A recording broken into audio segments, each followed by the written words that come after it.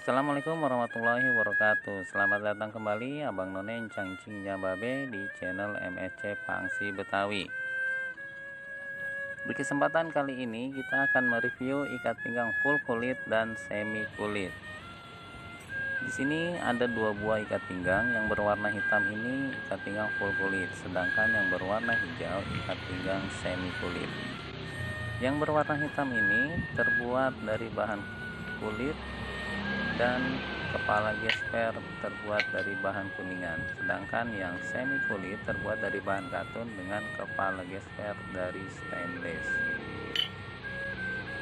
Di masing-masing ikat pinggang ini terdapat kantong.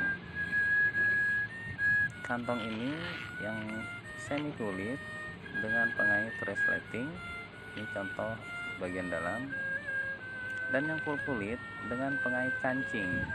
Di dalamnya terdapat dua buah bagian kantong yang bisa dipergunakan untuk uang, koin, atau barang-barang berharga lainnya.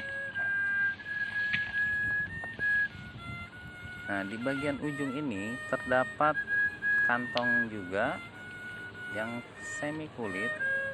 Terdapat dua buah kantong, ini bagian kantong yang pertama dan ini bagian kantong yang kedua dengan masing-masing pengait kancing.